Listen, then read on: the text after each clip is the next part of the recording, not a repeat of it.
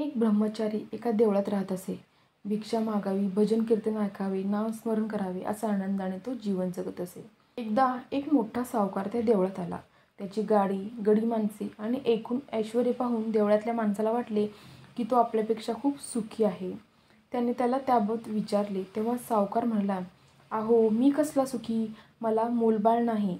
शेजारच्या गावात एक श्रीमंत आहे, त्याला 4 मुले आहेत, तो खरा सुखी."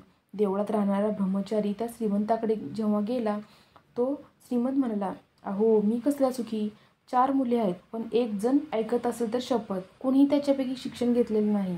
जगात खरा मान असतो तो विद्येला. आमच्या गावात एक विद्वान पंडित आहे, तो खरा सुखी."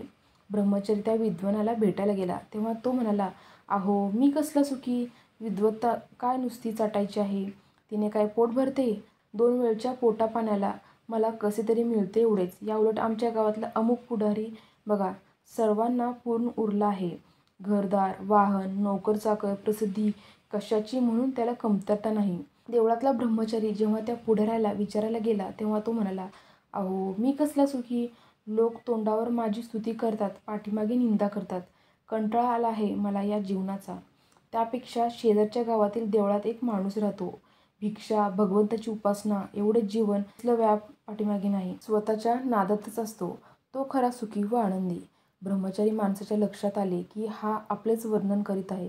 तो मुकाट्याने परत आपल्या गावी गेला. तात्पर्य, आपल्याजवळ जे नाही ते दुसऱ्यापाशी आहे म्हणून तो सुखी असला पाहिजे असे आपण गृहीत धरतो, पण तसे ते नसते. दुसऱ्यापेक्षा अधिक सुखी होण्याची इच्छा बाळगली नाही तर प्रत्येकजण सुखी होऊ शकेल.